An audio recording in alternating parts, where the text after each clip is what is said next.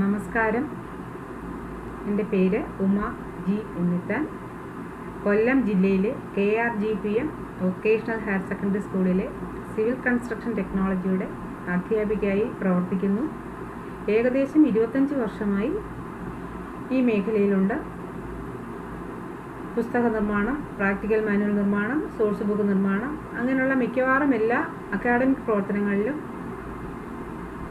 പങ്കെടുത്തിട്ടുള്ള ഒരു അധ്യാപികയാണ് ഞാൻ. നമുക്കെല്ലാം അറിയാം, ലോകമെമ്പാടും ഒരു വല്ലാത്ത ഭീതിയുടെ വക്കിൽ നിൽക്കുന്ന ഒരു സമയമാണിത്.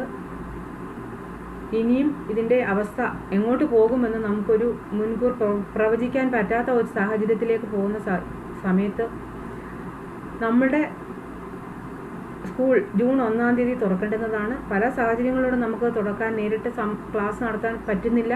അതുകൊണ്ട് നമുക്ക് നമ്മുടെ പാഠങ്ങൾ ഓൺലൈനായിട്ട് ക്ലാസ്സുകൾ നടത്തേണ്ടിയിരിക്കുന്നു.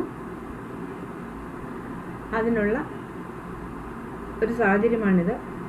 അപ്പോൾ ക്ലാസ്സുകളിലേക്ക് കടക്കുന്നതിന് മുന്നേ, നമ്മുടെ കോഴ്സിലേക്ക് കാര്യങ്ങളൊക്കെ പറയുന്നതിന് മുമ്പ് തന്നെ ഈ ഒരു വിഷാദഭരിതമായ അന്തരീക്ഷത്തിൽ നിന്നും, ഒരു സാഹചര്യത്തിൽ നിന്നും ലോകത്തുള്ള എല്ലാ മനുഷ്യരെയും ആരോഗ്യവാന്മാരായി സമാധാനപരമായ ഒരു സാഹചര്യത്തിലേക്ക് വരണേ എന്ന് നമുക്ക് പ്രാർത്ഥിക്കാം. വരട്ടെ എന്ന്, എല്ലാവരും സൗഖ്യമായിട്ട് വരട്ടെ എന്ന് ആശംസിച്ചുകൊണ്ട് വളരെ ഒരു നല്ല സമീപ ഭാവിയിൽ തന്നെ നമുക്കൊരു നല്ല ഒരു ആരോഗ്യകരമായ ഒരു സാഹചര്യം പ്രതീക്ഷിച്ചുകൊണ്ട് നമ്മുടെ പാഠഭാഗങ്ങളിലേക്ക് നമുക്ക് കടക്കാം. നിങ്ങൾക്കെല്ലാം അറിയാം, നമ്മുടെ സിവിൽ കൺസ്ട്രക്ഷൻ ടെക്നോളജി 4 മൊഡ്യൂളുകളാണ്. 2 മൊഡ്യൂളുകൾ നമ്മൾ 1-ാം വർഷം പിന്നിട്ടു. അതിൻ്റെ എക്സാമും കഴിഞ്ഞു, തിയറിയും പ്രാക്ടിക്കലും. 2 പ്രാക്ടിക്കൽ എക്സാമും 1 തിയറി എക്സാമും. 1 advanced surveying, 2 civil construction and draftsmanship. അതിൻ്റെ 2ൻ്റെയും എക്സാം എല്ലാം കഴിഞ്ഞ് നമ്മൾ 2-ാം വർഷത്തിലേക്ക് കടന്നിരിക്കുകയാണ്. 2-ാം വർഷ വിദ്യാർത്ഥികളുടെ 3-ാമത്തെ മൊഡ്യൂളാണ് തുടങ്ങുന്നത്. 1ഉം 2ഉം കഴിഞ്ഞ് ഇനി 3-ാമത്തെ മൊഡ്യൂൾ. 3-ാമത്തെ മൊഡ്യൂളിൻ്റെ ടൈറ്റിൽ എന്ന് പറയുന്നത് quantity surveying and costing. Quantity surveying and costing എന്ന ഒരു പാഠഭാഗവുമുണ്ട്, ഒരു കണ്ടൻറ്റും, ഒരു മൊഡ്യൂളും കൂടെ ഉണ്ട്. മൊഡ്യൂൾ 4, അതായത് സിവിൽ കൺസ്ട്രക്ഷനിലെ 4-ാമത്തെ മൊഡ്യൂളായ water supply and sanitary arrangements. ഇങ്ങനെ ഈ 2, 3, 4 മൊഡ്യൂളുകൾ നമുക്ക് മാർച്ചിന് മുമ്പ് പൂർത്തിയാക്കണം. 2 പ്രാക്ടിക്കൽ എക്സാം അറ്റൻഡ് ചെയ്യണം, 2-ാമത്തെ വർഷത്തെ തിയറി എക്സാം അറ്റൻഡ് ചെയ്യണം. അപ്പോൾ നമുക്ക് ഈ ജൂണിൽ തുടങ്ങേണ്ടുന്ന ഭാഗമാണ് ക്വാണ്ടിറ്റി സർവേയിങ് ആൻഡ് കോസ്റ്റിംഗ്. എന്താണ് ക്വാണ്ടിറ്റി സർവേയിങ് ആൻഡ് കോസ്റ്റിംഗ് എന്ന ഒരു കണ്ടൻറ്റ് കൊണ്ട് നമ്മൾ ഉദ്ദേശിക്കുന്നത്? ഈ കണ്ടൻറ്റ് പഠിക്കുന്ന ഒരു കുട്ടി അറിയേണ്ടുന്ന കാര്യങ്ങൾ, ഒരു നിർമ്മാണ പ്രവർത്തനത്തിൻ്റെ എസ്റ്റിമേറ്റ് തയ്യാറാക്കാൻ കുട്ടി മനസ്സിലാക്കണം. രണ്ടാമത് കുട്ടി മനസ്സിലാക്കേണ്ടുന്നത് ഒരു നിലനിൽക്കുന്ന ഒരു പ്രോപ്പർട്ടിയുടെ, അത് കെട്ടിടവും സ്ഥലവും ഒക്കെ, അതിൻ്റെ മൂല്യം എങ്ങനെ നമുക്ക് കണ്ടെത്താം. 3-ാമത് ഒരു ഔട്ട്കം പ്രധാനമായിട്ട് കുട്ടി നേടേണ്ടുന്നത് എങ്ങനെയാണ് ഒരു നിർമ്മാണ പ്രവർത്തനം എഫക്റ്റീവായി മാനേജ് ചെയ്യുന്നത്. അതായത് അതിൻ്റെ ലേബർ മാനേജ്മെൻറ്റ് വേണം, ടൈം മാനേജ്മെൻറ്റ്, മണി മാനേജ്മെൻറ്റ്, ഇതെല്ലാം എങ്ങനെ മാനേജ് ചെയ്ത് നമുക്ക് ഏറ്റവും ഫലവത്തായിട്ട് ആ നിർമ്മാണ പ്രവർത്തനം എത്തിക്കാം കൃത്യസമയത്ത്. ഇങ്ങനെ 3-4 കാര്യങ്ങളാണ് ഈ ഒരു മൊഡ്യൂൾ 3 കഴിയുമ്പോൾ ഒരു കുട്ടി നേടേണ്ടുന്ന കഴിവുകൾ. അപ്പോൾ ഈ ഒരു 3 കണ്ടൻറ്റ് കുട്ടി മനസ്സിലാക്കണം. അപ്പോൾ 1-ാമത് നിങ്ങൾ മനസ്സിലാക്കണം. 1-ാമത് നമുക്ക് യൂണിറ്റ് 1 എന്ന് പറയുന്നത് എസ്റ്റിമേഷനാണ്. അതെന്താണ് എസ്റ്റിമേറ്റ്, അതിൻ്റെ യൂണിറ്റുകൾ എന്തൊക്കെയാണ്, എസ്റ്റിമേറ്റ് ചെയ്യുന്നത് കൊണ്ടുള്ള നേട്ടങ്ങൾ എന്തൊക്കെയാണ്, എസ്റ്റിമേറ്റ് ചെയ്യാൻ എന്തൊക്കെ കാര്യങ്ങൾ നമുക്ക് വേണം, എന്തൊക്കെ ഡേറ്റ നമ്മുടെ കയ്യിൽ വേണം, ഇതൊക്കെയാണ് നമ്മൾ യൂണിറ്റ് 1-ൽ ഉൾപ്പെടുത്തിയിരിക്കുന്നത്. അപ്പോൾ എന്താണ് എസ്റ്റിമേറ്റ് കൊണ്ട് നമുക്ക് എന്തൊക്കെ പ്രയോജനങ്ങളുണ്ട്, എസ്റ്റിമേറ്റ് തയ്യാറാക്കുന്നത് കൊണ്ട് നമുക്ക് എന്തൊക്കെ പ്രയോജനങ്ങളുണ്ട് നിർമ്മാണ മേഖലയിൽ അല്ലെങ്കിൽ നമ്മുടെ വർക്കിൽ, എന്തൊക്കെ കാര്യങ്ങൾ വേണം എസ്റ്റിമേറ്റ് തയ്യാറാക്കാൻ, ഏതൊക്കെയാണ് പല നിർമ്മാണ വർക്കുകളുടെ യൂണിറ്റുകൾ എന്തൊക്കെയാണ്, അതിൻ്റെ റേറ്റ് എങ്ങനെ കണ്ടുപിടിക്കാം, സ്പെസിഫിക്കേഷൻ എന്ന് വെച്ചാൽ എന്താണ്, ഇങ്ങനെ കുറേ കാര്യങ്ങളാണ് യൂണിറ്റ് 1-ൽ ഉൾപ്പെടുത്തിയിരിക്കുന്നത്. അപ്പം നമ്മൾ ഈ ഒരു ചാപ്റ്ററിലേക്ക് കടക്കുമ്പോൾ ഒന്നാമതായിട്ട് മനസ്സിലാക്കാനുള്ളത് എന്താണ് എസ്റ്റിമേറ്റ്. എസ്റ്റിമേറ്റിംഗ് എന്ന് പറഞ്ഞാൽ എന്താണ്, അതിൻ്റെ നിർവചനം പഠിക്കാൻ. അതിന് മുമ്പ് അത് എന്താണെന്നൊന്നും സിമ്പിളായിട്ട് പറയാം. എന്താണ് എസ്റ്റിമേറ്റിംഗ് എന്ന് വെച്ചാൽ, മലയാളത്തിൽ പറഞ്ഞു കഴിഞ്ഞാൽ എസ്റ്റിമേറ്റിംഗ് എന്ന് വെച്ചാൽ ഒരു നിർമ്മാണ പ്രവർത്തനം ഇതിനാവശ്യമായ സാധനങ്ങൾ, മെറ്റീരിയൽസ്, അതിനാവശ്യമായ ലേബർ, അതിൻ്റെ എല്ലാം കോസ്റ്റ് കണ്ടെത്തി ആ പല വർക്കുകളുടെയും ടോട്ടൽ എക്സ്പെൻസ് കണ്ടെത്തുന്നതിനെയാണ് നമ്മൾ എസ്റ്റിമേറ്റിംഗ് എന്ന് ഉദ്ദേശിക്കുന്നത്. അതാണ് എസ്റ്റിമേറ്റിംഗ് എന്ന് വെച്ചാൽ. അതായത് ഒരു നിർമ്മാണ പ്രവർത്തനത്തിൻ്റെ മെറ്റീരിയലിൻ്റെ എത്ര അളവ് മെറ്റീരിയൽ വേണം, എത്ര ലേബർ വേണം, എത്ര സമയമെടുക്കും, ഇതെല്ലാം കണക്കാക്കിയതിന് ശേഷം ഈ കണക്ക് വെച്ചിട്ട് ആ നിർമ്മാണ പ്രവർത്തനം പൂർത്തിയാവാൻ എത്ര എക്സ്പെൻസ് വരും എന്ന് നമ്മൾ കണ്ടെത്താൻ പഠിക്കും. അതാണ് എസ്റ്റിമേറ്റ് എന്ന് വെച്ചാൽ. ഇതാണ് പ്രധാനമായിട്ട് എസ്റ്റിമേറ്റ് എന്ന് പറഞ്ഞ ഡെഫിനിഷൻ. അപ്പോൾ estimate can be defined as by estimating we are calculating the total quantity of materials, labor, wages, etc. and by using this quantity we can calculate the total cost of the work. അപ്പോൾ അതാണ് estimate എന്ന് പറഞ്ഞാൽ. Estimate എന്ന് പറഞ്ഞാൽ ഒരു നിർമ്മാണ പ്രവർത്തനത്തിന് ആവശ്യമായ സാധനങ്ങൾ, ലേബർ, തൊഴിലാളികളുടെ വേജസ്, അതിൻ്റെ റേറ്റ് കണ്ടെത്തുക, ഇവയെല്ലാം ആദ്യം കണക്കാക്കും. അതിനുശേഷം ഓരോ ഐറ്റത്തിൻ്റെയും റേറ്റ് കണ്ടെത്തും. ആ റേറ്റിനെ ഈ ക്വാണ്ടിറ്റി കണ്ടെത്തിയത് റേറ്റും ക്വാണ്ടിറ്റിയും കൂടെ മൾട്ടിപ്ലൈ ചെയ്യുമ്പോൾ we will get the total cost of each work. അങ്ങനെ ഒരു വർക്കിൻ്റെ നിർമ്മാണ പ്രവർത്തനത്തിൻ്റെ ടോട്ടൽ എക്സ്പെൻഡിച്ചർ കണക്കാക്കുന്ന പ്രക്രിയയാണ് എസ്റ്റിമേറ്റിംഗ് എന്ന് പറഞ്ഞാൽ. അതാണ് എസ്റ്റിമേറ്റിംഗ് എന്ന് പറഞ്ഞാൽ ആ ഒരു പ്രവർത്തനം.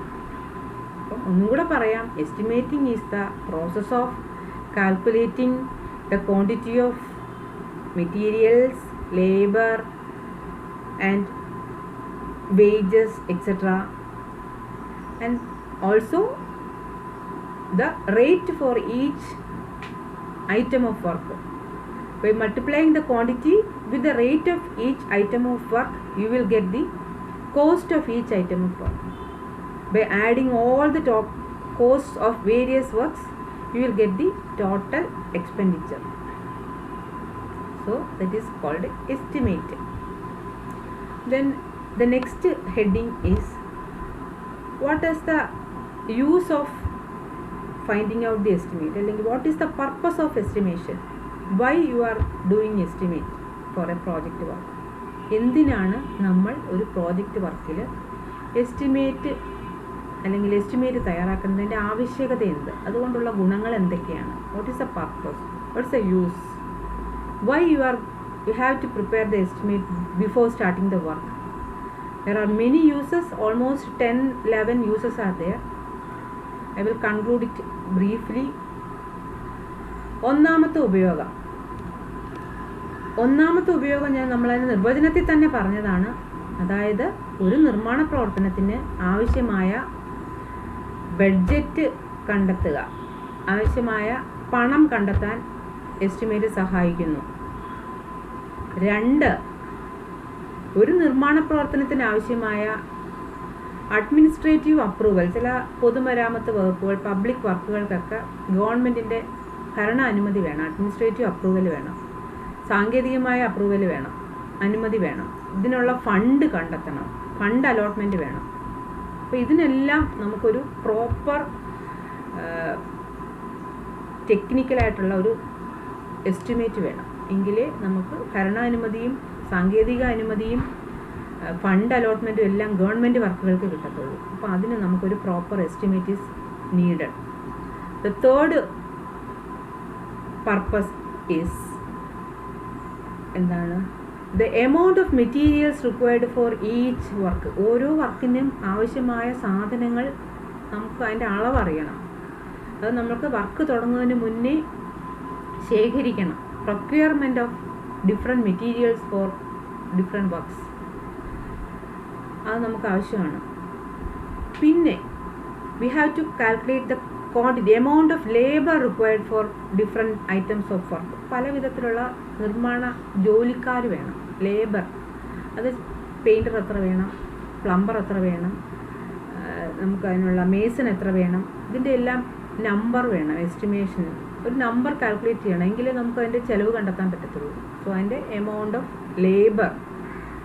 Then fourth one is the amount of time required for the completion of A work. ഒരു നിർമ്മാണ പ്രവർത്തനത്തിൽ നമുക്ക് ഇത്ര വർഷത്തിനകം തീർത്ത് കൊടുക്കണം. അപ്പം എത്ര ടൈമിൽ ആ പ്രവർത്തനം തീരും എന്നറിയണമെങ്കിൽ എത്ര സാധനം കൊണ്ട് എത്ര ക്വാണ്ടിറ്റി ഓഫ് വർക്ക് ഉണ്ടെന്ന് അറിഞ്ഞെങ്കിലേ നമുക്ക് ആ വർക്ക് എത്ര സമയം കൊണ്ട് ഈ വർക്ക് തീരും എന്ന് മനസ്സിലാക്കാൻ പറ്റത്തുള്ളൂ. അപ്പം ടൈം ഓഫ് കംപ്ലീഷൻ കാൽക്കുലേഷൻ ചെയ്യണമെങ്കിൽ we have to be a good estimate. ഒരു നല്ല എസ്റ്റിമേറ്റ് ഉണ്ടെങ്കിൽ മാത്രമേ നമുക്ക് എത്ര സമയം കൊണ്ട് ആ വർക്ക് തീർക്കാൻ പറ്റുമെന്ന് മനസ്സിലാക്കാൻ പറ്റുള്ളൂ. Then the sixth one, tender submission. Tender വിളിക്കാനും ബില്ല് തയ്യാറാക്കാനും എല്ലാം എ ഗുഡ് എസ്റ്റിമേറ്റ്, ടെക്നിക്കൽ ആയിട്ടുള്ള ഒരു കൃത്യമായ ആക്യുറേറ്റ് ആയിട്ടുള്ള എസ്റ്റിമേറ്റ് ഉണ്ടെങ്കിൽ നമുക്ക് ടെൻഡർ തയ്യാറാക്കാനും ബില്ല് തയ്യാറാക്കാനും ഒക്കെ പറ്റുള്ളൂ. Then for the proper management, ഒരു കൺസ്ട്രക്ഷൻ ഷെഡ്യൂൾ, ഏതൊക്കെ വർക്ക് എപ്പോൾ തുടങ്ങണം, ഏത് വർക്ക് പിന്നെ തുടങ്ങണം, ഏത് തീരുമ്പോഴാണ് എന്ത് തുടങ്ങേണ്ടുന്നത്, ഇങ്ങനെ ഏത് സാധനങ്ങൾ എപ്പോൾ വാങ്ങിക്കണം, അതിൻ്റെ ടൈം, അതിനൊരു ഷെഡ്യൂളുണ്ട്, കൺസ്ട്രക്ഷൻ ഷെഡ്യൂൾ. അത് തയ്യാറാക്കി പ്രോപ്പറായിട്ടൊരു വർക്ക് മാനേജ് ചെയ്ത് പോകണമെങ്കിലും നമുക്കൊരു കൃത്യമായ എസ്റ്റിമേറ്റ് ഉണ്ടായിരിക്കണം. പിന്നെ എസ്റ്റിമേറ്റിൻ്റെ മറ്റൊരു ഉപയോഗം, നമ്മൾ ചെയ്ത ഒരു ജസ്റ്റിഫിക്കേഷൻ. അപ്പം നമ്മൾ ഇത്ര ഒരു വർക്ക് ചെയ്തു, അതിന് ഫണ്ട് അലോട്ട്മെൻറ്റ് ഇത്ര ഉണ്ടായി, ആ ഫണ്ട് അലോട്ട്മെൻറ്റ് കിട്ടിയ ഫണ്ട് വെച്ച് ആ വർക്കും ഫണ്ടും തമ്മിലുള്ള ഒരു ജസ്റ്റിഫിക്കേഷൻ, കറക്റ്റായിട്ടാണോ വർക്ക് ചെയ്തിരിക്കുന്നത്, ആ ഫണ്ടിനനുസരിച്ചുള്ള വർക്കുണ്ടോ എന്നൊക്കെയുള്ള ജസ്റ്റിഫിക്കേഷന് ഒരു പ്രോപ്പർ എസ്റ്റിമേറ്റ് വേണം. ഒരു എസ്റ്റിമേറ്റ് ഉണ്ടെങ്കിലേ നമുക്ക് ഒരുപാട് കാര്യങ്ങൾ, ഒരു എസ്റ്റിമേറ്റ് കൊണ്ട് ഒരുപാട് പർപ്പസ് ഉണ്ട്. ഈ വക നിരവധി പർപ്പസുകളുണ്ട്. ഒരു 10-11 പർപ്പസ് നമുക്ക് ലിസ്റ്റ് ചെയ്യാം. ഒന്നുകൂടെ ഞാൻ കൺക്ലൂഡ് ചെയ്ത് പറയാം. ഒരു കൃത്യമായ എസ്റ്റിമേറ്റ് ഉണ്ടെങ്കിൽ മാത്രമേ we can find out the amount of money, we can coordinate the amount of money required for the completion of a project, either it is public work or private work or single ആയിട്ടുള്ള owner ആയിട്ട് വർക്കായാലും ഏത് വർക്കായാലും by a proper estimate we can find out the total expenditure, amount of money we have to be collected. നേരത്തെ നമുക്ക് ശേഖരിച്ച് വയ്ക്കേണ്ട ഒരു budget, നമുക്കൊരു അതിന് ആവശ്യമായ പണം എത്ര വേണമെന്ന് കണക്കാക്കാൻ പറ്റും. Second thing is for the public work, ഗവൺമെൻറ്റിൻ്റെ പൊതുവായിട്ടുള്ള വർക്കുകൾക്കൊക്കെ for the administrative approval, technical approval, fund allotment means അതായത് അതിൻ്റെ സാങ്കേതികമായ അപ്രൂവൽ വേണം, ഭരണാനുമതി വേണം, ഫണ്ട് കണ്ടെത്തണം. ഇതിനെല്ലാം ഒരു കൃത്യമായ എസ്റ്റിമേറ്റ് വേണം, എങ്കിലേ സാധിക്കുകയുള്ളൂ. പിന്നെ നമുക്ക് എസ്റ്റിമേറ്റ് വേണമെങ്കിൽ ഓരോ ഐറ്റം ഓഫ് വർക്കിൻ്റെയും മെറ്റീരിയൽ നമ്മൾ ശേഖരിച്ച് വെക്കണമെങ്കിൽ എത്ര മെറ്റീരിയൽ വേണം, to find out the quantity of material for different items of work and its procurement, എപ്പോൾ അത് ശേഖരിക്കണം എന്നൊക്കെ മനസ്സിലാക്കണമെങ്കിൽ there should be a proper estimate is needed. Then the amount of labour, type of labor, whether skilled labor is needed or unskilled labor is needed, അതെല്ലാം മനസ്സിലാക്കണമെങ്കിൽ there should be a proper estimate. Then for the tender, preparation of tender, bill submission, bill preparation, everything a proper estimate is needed. Then the time of completion of the work, ഒരു വർക്കിൻ്റെ ക്വാണ്ടിറ്റിയും അതിൻ്റെ ലേബറും ഒക്കെ അറിഞ്ഞാൽ മാത്രമേ അത് എത്ര സമയം കൊണ്ട് വർക്ക് പൂർത്തിയാകും എന്ന് നമുക്ക് മനസ്സിലാക്കാൻ സാധിക്കുകയുള്ളൂ. Then for the proper management also there should be a proper estimate. Means we have to prepare a construction schedule for large projects. Construction schedule means when will you start a work, when we have to finish the work, the time of completion of each item of work, everything is there in the construction schedule. For the construction schedule and management, a proper estimate is an important document. Then for the management, then for the justification of the work, ആ work കൃത്യമായ ഒരു നമ്മുടെ budget അനുസരിച്ചിട്ടാണോ വർക്കിൻ്റെ quantity എന്നൊക്കെ മനസ്സിലാക്കാനൊരു estimate നമുക്ക് ആവശ്യമാണ്. പിന്നെ rate കണ്ടെത്താം. റേറ്റ് വർക്കിൻ്റെ സ്പെസിഫിക്കേഷന് ഉണ്ടെങ്കിൽ മാത്രമേ റേറ്റ് നമുക്ക് കണ്ടെത്താൻ പറ്റത്തുള്ളൂ. ഒരു വർക്കിൻ്റെ ക്വാളിറ്റി ഓഫ് വർക്കാണ്. സ്പെസിഫിക്കേഷൻ മീൻസ് ഒരു വർക്കിൻ്റെ ക്വാളിറ്റി, ഏതിൻ്റെ ടെക്നിക്കലായിട്ടുള്ള സാങ്കേതികമായ എല്ലാ വിവരങ്ങളും അടങ്ങിയ ഒരു ഡോക്യുമെൻ്റാണ് സ്പെസിഫിക്കേഷൻ. ആ സ്പെസിഫിക്കേഷൻ ഉണ്ടെങ്കിൽ മാത്രമേ നമുക്ക് റേറ്റ് കണ്ടെത്താൻ പറ്റുള്ളൂ. അപ്പോൾ അതിനെല്ലാം നമുക്ക് there should be a proper estimate. അപ്പോൾ estimate is an important technical document of a project work in construction. There are a number of purposes for a proper estimate preparation. നിരവധി ഉണ്ട്. ഏകദേശം ഒരു 10-12 ഉപയോഗങ്ങൾ നമുക്ക് ലിസ്റ്റ് ചെയ്ത് എഴുതാം. അപ്പോൾ ഇതാണ് ഒരു എസ്റ്റിമേറ്റ് തയ്യാറാക്കുന്നതിൻ്റെ ആവശ്യകത, അതിൻ്റെ യൂസ്, അതുകൊണ്ടുള്ള പ്രയോജനങ്ങളാണ് ഞാനിപ്പോൾ നിങ്ങളോട് പറഞ്ഞത്. ഇനി നമുക്ക് മനസ്സിലാക്കാനുള്ള മൂന്നാമത്തെ ഹെഡിങ് എന്ന് പറയുന്നത് എന്തൊക്കെ കാര്യങ്ങളാണ്, what are the data required for preparing an estimate. ഒരു എസ്റ്റിമേറ്റ് തയ്യാറാക്കുന്നതിന് നമ്മൾ എന്തൊക്കെ ഡോക്യുമെൻറ്റ്സ്, എന്തൊക്കെ വിവരങ്ങൾ നമുക്കുണ്ടാകണം, നമ്മുടെ കയ്യിൽ ശേഖരിക്കണം, എന്തൊക്കെ വിവരങ്ങൾ ആസ്പദമാക്കി ബേസ് ചെയ്തിട്ടാണ് നമ്മളൊരു ടെക്നിക്കലായിട്ടുള്ള കൃത്യമായ ഒരു എസ്റ്റിമേറ്റ് തയ്യാറാക്കുന്നത് ഒരു നിർമ്മാണ പ്രവർത്തനത്തിൻ്റെ. നമുക്ക് പ്രധാനമായിട്ട് ബിൽഡിങ്ങിൻ്റെയാണ് ഉദ്ദേശിക്കുന്നത്. നിങ്ങളുടെ സിലബസിൽ ബിൽഡിങ്ങിൻ്റെ എസ്റ്റിമേഷനാണ് നമ്മൾ ഇൻട്രൊഡ്യൂസ് ചെയ്തിരിക്കുന്നത്, അത് മാത്രമേ ചേർത്തിട്ടുള്ളൂ. അപ്പോൾ എന്തൊക്കെ ഡേറ്റ നമ്മുടെ കയ്യിൽ ഉണ്ടാവണം? 3 ഡേറ്റയാണ് പ്രധാനമായിട്ട് വേണ്ടുന്നത്. ഒന്ന്, ഒരു പ്രോപ്പർ ഡ്രോയിങ് വേണം.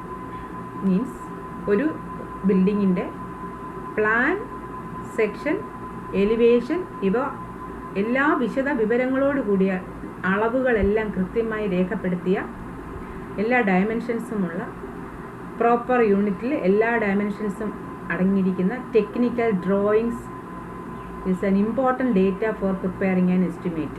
So before we are going to start an estimate preparation, there should be a proper drawing with all the detailed dimensions like plan, section, elevation, with all detailed technical dimensions should be there. അപ്പോൾ കൃത്യമായ എല്ലാ അളവുകളും രേഖപ്പെടുത്തിയ ഒരു drawing, complete drawing നമ്മുടെ കയ്യിൽ ഉണ്ടായിരിക്കണം. രണ്ടാമത് നമ്മൾ ശേഖരിക്കേണ്ട ഡേറ്റ എന്ന് പറയുന്നത് specification of each item of work. Means നമ്മളിപ്പോൾ ഒരു കെട്ടിട നിർമ്മാണമായാലും എല്ലാ നിർമ്മാണ പ്രവർത്തനത്തിനും നമുക്ക് പല ക്വാളിറ്റിയിലാണ് വർക്ക് ചെയ്യാം. ഉദാഹരണമായിട്ട് നമ്മളിപ്പം അതിൻ്റെ എക്സ്കവേഷൻ നടത്തുകയാണ്, എർത്ത് വർക്ക് എക്സ്കവേഷൻ നടത്തുന്നത്. അത് ചിലപ്പം ഹാർഡ് സോയിലാവാം, ചിലപ്പോൾ സോഫ്റ്റ് സോയിലാവാം, ചിലപ്പം വാട്ടർ ലോക്ക്ഡ് സൈറ്റ് ആവാം, ചിലപ്പം ഹാർഡ് ഓർഡിനറി ഗ്രാവലി സോയിലാവാം. ഇങ്ങനെ പല വിധത്തിലുള്ള എക്സ്കവേഷൻസ് വരും. അപ്പം ഹാർഡ് സോയിലാണെങ്കിൽ നമുക്ക് അതിനകത്ത് എക്സ്കവേഷൻ ഒരു രീതിയിലായിരിക്കും ചെയ്യുന്നത്. സോഫ്റ്റ് സോയിലാണെങ്കിൽ വേറെ രീതിയിലുള്ള എക്സ്കവേഷൻ വർക്കായിരിക്കും. If it is a water locked site, വെള്ളക്കെട്ടുള്ള ഒരു സ്ഥലമാണെങ്കിൽ നമ്മൾ അതിൽ ഉപയോഗിക്കുന്ന എക്സ്കവേഷൻ മെത്തേഡ്സ് ഒക്കെ വേറെ ആയിരിക്കും. അപ്പോൾ അതെങ്ങനെയാണ് അതിൻ്റെ സ്പെസിഫിക്കേഷൻ, ഏത് രീതിയിലുള്ള വർക്കാണ് നമ്മളവിടെ ചെയ്യുന്നത്. അടുത്തത് അതിൻ്റെ ഫൗണ്ടേഷൻ നിർമ്മാണം പല സോയിലും പല രീതിയിലായിരിക്കും ഫൗണ്ടേഷൻ നിർമ്മിക്കുന്നത്. അപ്പോൾ അതിൻ്റെ വിവരങ്ങൾ, ഏത് രീതിയിലുള്ള ഫൗണ്ടേഷനാണ്, ഏത് ഫൗണ്ടേഷനാണ്, അവിടെ എത്ര മോർട്ടാർ റേഷ്യോ ആണ് ഉപയോഗിക്കുന്നത്, എത്ര തിക്നെസ്സിൽ ഫൗണ്ടേഷന്, എത്ര ഡെപ്തിലുണ്ട്, ഇങ്ങനെ അതിൻ്റെ സാങ്കേതികമായ എല്ലാ കണ്ടൻറ്റും അതിൽ പറഞ്ഞിരിക്കുന്നതാണ് സ്പെസിഫിക്കേഷൻ എന്ന് വെച്ചാൽ. ഉദാഹരണം പ്ലാസ്റ്ററിങ് വർക്ക് പറയുകയാണെങ്കിൽ ആ പ്ലാസ്റ്ററിങ് വർക്കിൻ്റെ തിക്നെസ് എത്രയാണ്, ഏതുതരം പ്ലാസ്റ്ററാണ് യൂസ് ചെയ്തിരിക്കുന്നത്, എത്ര കോട്ട് ഓഫ് പ്ലാസ്റ്ററിങ് ചെയ്തിട്ടുണ്ട്, ഇതെല്ലാം അതിനകത്ത് കാണിക്കുന്നതാണ് അതിൻ്റെ സ്പെസിഫിക്കേഷൻ എന്ന് വെച്ചാൽ. ഫ്ലോറിങ്ങിൻ്റെ സ്പെസിഫിക്കേഷൻ മീൻസ് ഫ്ലോറിങ്ങിൻ്റെ ഏത് തരം ഫ്ലോറാണ്, എത്ര ലെയർ ആണ്, അതിൻ്റെ കൺസ്ട്രക്ഷൻ മെത്തേഡ്സ്, വർക്ക്മാൻഷിപ്പ് എങ്ങനെയാണ്, അത് ഏതൊക്കെ സാങ്കേതികമായ കൃത്യമായ രീതിയിലാണ് ചെയ്തിരിക്കുന്നത്, അതിനുള്ള എല്ലാ സാങ്കേതിക വിവരങ്ങളും വിശദീകരിക്കുന്നതിനാണ് സ്പെസിഫിക്കേഷൻ എന്ന് പറയുന്നത്. അപ്പം സ്പെസിഫിക്കേഷൻ നോക്കിയിട്ട് നമുക്ക് മനസ്സിലാക്കാം ഒരു വർക്കിൻ്റെ ക്വാളിറ്റി ഓഫ് വർക്ക്. അപ്പം specification is A second data required for preparing an estimate. ഒരു എസ്റ്റിമേറ്റ് തയ്യാറാക്കുന്നതിന് വേണ്ടുന്ന രണ്ടാമത്തെ ഡേറ്റയാണ് സ്പെസിഫിക്കേഷൻ. അപ്പോൾ ഒരു നിർമ്മാണ പ്രവർത്തനത്തിൻ്റെ എസ്റ്റിമേറ്റ് തയ്യാറാക്കണമെങ്കിൽ നമുക്ക് അതിൻ്റെ സ്പെസിഫിക്കേഷൻ കൃത്യമായിട്ടുണ്ടായിരിക്കണം. എങ്കിൽ മാത്രമേ നമുക്ക് റേറ്റ് ഇടാൻ പറ്റത്തുള്ളൂ. ഉദാഹരണം, നമ്മളൊരു മാർബിൾ ഫ്ലോറിനോ കൊടുക്കുന്ന റേറ്റ് അല്ല ഒരു സാധാരണ ടൈൽഡ് ഫ്ലോറിന് കൊടുക്കുന്നത്, ആ റേറ്റ് അല്ല നമ്മളൊരു ഗ്രാനൈറ്റ് ഫ്ലോറിന് കൊടുക്കുന്നത്. അപ്പോൾ സ്പെസിഫിക്കേഷൻ അനുസരിച്ചിട്ട് റേറ്റ് വ്യത്യാസം വരും. അതുകൊണ്ട് എസ്റ്റിമേറ്റ് തയ്യാറാക്കുമ്പോൾ നമ്മൾ കൃത്യമായ സ്പെസിഫിക്കേഷൻ നമ്മുടെ കയ്യിൽ ഉണ്ടായിരിക്കണം. പെയിൻറ്റിങ്ങിൻ്റെ കാര്യം പറയുകയാണെങ്കിൽ നമുക്ക് എമൽഷൻ പെയിൻറ്റ് ഉപയോഗിക്കാം, ചിലപ്പോൾ നമ്മൾ ഡിസ്റ്റംബർ ഉപയോഗിക്കും, ചിലപ്പോൾ സിമെൻറ്റ് പെയിൻറ്റ് ഉപയോഗിക്കും, ചിലപ്പോൾ വൈറ്റ് വാഷിംഗ് ചെയ്യും. അപ്പോൾ അത് കൃത്യമായി പറഞ്ഞാൽ മാത്രമേ നമുക്കതിൻ്റെ റേറ്റ് കൊടുക്കാൻ പറ്റുള്ളൂ. അപ്പം റേറ്റ് അറിയണമെങ്കിൽ specification is an important important description. അതുണ്ടെങ്കിൽ സ്പെസിഫിക്കേഷൻ ഉണ്ടെങ്കിൽ മാത്രമേ നമുക്ക് റേറ്റ് കണ്ടെത്താൻ പറ്റുള്ളൂ. അപ്പോൾ സ്പെസിഫിക്കേഷൻ ഉണ്ടാവണം. അപ്പം ഡ്രോയിങ് ഉണ്ടാവണം, സ്പെസിഫിക്കേഷൻ ഉണ്ടാവണം. ഇനി മൂന്നാമത് നമുക്ക് ഉണ്ടാവേണ്ടതാണ്, കയ്യിൽ അറിയേണ്ടുന്ന ഒരു വിവരമാണ് rate of each item of work. Rate of each item of work എപ്പോഴും ഒന്ന് തന്നെ ആയിരിക്കില്ല. ഉദാഹരണം പറയുകയാണെങ്കിൽ ഇപ്പം 1:2 ഒരു കോൺക്രീറ്റ് മിക്സിങ് അല്ലെങ്കിൽ കോൺക്രീറ്റ് മിക്സ് അല്ലെങ്കിൽ കോൺക്രീറ്റ് ഉണ്ടാക്കുവാണ്, അല്ലെങ്കിൽ കോൺക്രീറ്റിൻ്റെ ഒരു ബീമോ എന്തെങ്കിലും ഉണ്ടാക്കുവാണ്, അല്ലെങ്കിൽ ഒരു മേസണറി ചെയ്യുവാണ്. ഇന്നത്തെ റേറ്റ് അല്ല അടുത്ത വർഷം ഈ സമയം, ആ റേറ്റ് അല്ല അതിൻ്റെ അടുത്ത വർഷം. പല സാധനങ്ങളുടെ വ്യത്യാസം വരും, ലേബർ വ്യത്യാസം വരും, പിന്നെ അതിനൊക്കെ ഉപരി ലൊക്കാലിറ്റി അനുസരിച്ച് വ്യത്യാസം വരും. ഉദാഹരണമായിട്ട് നമ്മുടെ കൊല്ലത്തെയോ അല്ലെങ്കിൽ ഉള്ള റേറ്റ് ആയിരിക്കില്ല കണ്ണൂരുള്ളത്, ആ റേറ്റ് അല്ല ബോംബെയിലുള്ളത്. So depending upon the locality, depending upon the time, depending upon the variation in construction material cost, the rate can be different for different item of work. Date will be varying. അപ്പോൾ ഓരോ ദിവസം തോറും ചിലപ്പോൾ rate കുറയും, ചിലപ്പോൾ rate കൂടും, വർക്കുകളുടെ rate വ്യത്യാസം വരാം. അപ്പോൾ ആ റേറ്റ് കൃത്യമായ ആ സ്ഥലത്ത് ആ വർക്ക് ചെയ്യുന്നതിന് ആവശ്യമായ റേറ്റ് എത്രയാണെന്ന് തയ്യാറാക്കാൻ നമ്മൾ അറിഞ്ഞിരിക്കണം. അത് ഫിക്സഡ് റേറ്റ് ഒരിക്കലും ആവത്തില്ല, റേറ്റ് വ്യത്യാസം വരും. സ്ഥലം വ്യത്യാസം അനുസരിച്ച്, സാധനങ്ങളുടെ വില വ്യത്യാസം അനുസരിച്ച്, ലേബർ ചിലപ്പം ഒരു സ്ഥലത്ത് ലേബറിൻ്റെ ചാർജ് ആയിരിക്കത്തില്ല മറ്റൊരു സ്ഥലത്ത്, അപ്പോൾ അതനുസരിച്ച് ലേബർ വ്യത്യാസം വരും. ഇവയൊക്കെ അനുസരിച്ച് ഈ വ്യത്യാസങ്ങൾക്കൊക്കെ അനുസൃതമായി നമ്മൾ ചെയ്യുന്ന വർക്കിൻ്റെ റേറ്റും വ്യത്യാസപ്പെട്ടിരിക്കും. സോ റേറ്റ് കൃത്യമായി കണക്കാക്കാൻ അറിയണം, ഒരു ഐറ്റം ഓഫ് വർക്കിൻ്റെ റേറ്റ് അറിയണം. അപ്പം നമുക്ക് ഒരു എസ്റ്റിമേറ്റ് തയ്യാറാക്കണമെങ്കിൽ നമ്മുടെ 3 ഡേറ്റ വേണം. ഒന്ന്, നമുക്ക് കൃത്യമായ technical drawings with dimensions, detailed dimension is needed. Second one is specification, technical specification, കൃത്യമായ സ്പെസിഫിക്കേഷൻ ഓഫ് ഓരോ വർക്കിൻ്റെ, ഈച്ച് ഐറ്റം ഓഫ് വർക്കിൻ്റെ specification is needed.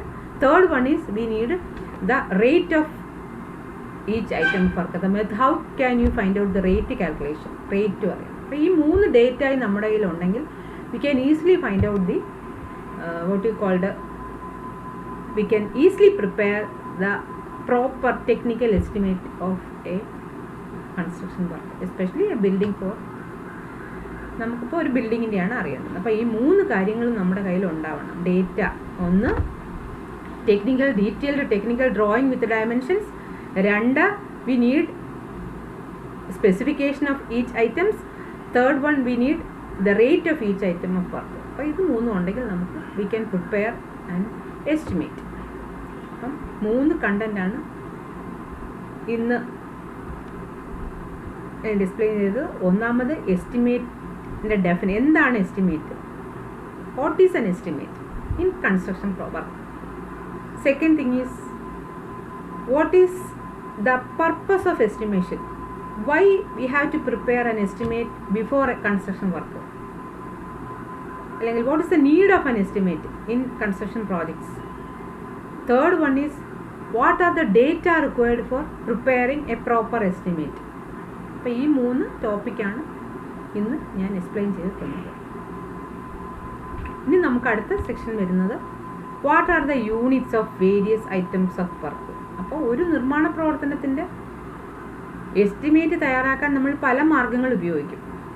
ഏത് മാർഗ്ഗം ഉപയോഗിച്ചാലും നമ്മൾ അതിൻ്റെ ഓരോ ഐറ്റം ഓഫ് വർക്കിൻ്റെയും യൂണിറ്റുകൾ അറിയണം. യൂണിറ്റ് കൃത്യമായി അറിഞ്ഞെങ്കിലേ അതിന് നമുക്ക് റേറ്റ് ഇടാൻ നോക്കൂ, ക്വാണ്ടിറ്റിയും റേറ്റും കൂടെ മൾട്ടിപ്ലൈ ചെയ്ത് കോസ്റ്റ് കണ്ടെത്താൻ പറ്റൂ, അതിൻ്റെ മെത്തേഡ് ഫോളോ ചെയ്യാൻ പറ്റുള്ളൂ. അപ്പോൾ അതിന് മുന്നേ നമ്മൾ ഓരോ ഐറ്റം ഓഫ് വർക്ക്, കുറേ ഐറ്റംസ് ഉണ്ട്. നമ്മൾ സാധാരണ ഉള്ള കുറേ ഐറ്റംസ്, ഒരുപാട് ഐറ്റംസ് പഠിക്കണമെങ്കിലും പ്രധാനമായിട്ട് നമ്മൾ എപ്പോഴും ഉപയോഗിക്കുന്ന കോമൺ ഐറ്റംസ് ഓഫ് വർക്കിൻ്റെ units, you should understand the units of various items of work used for A building construction.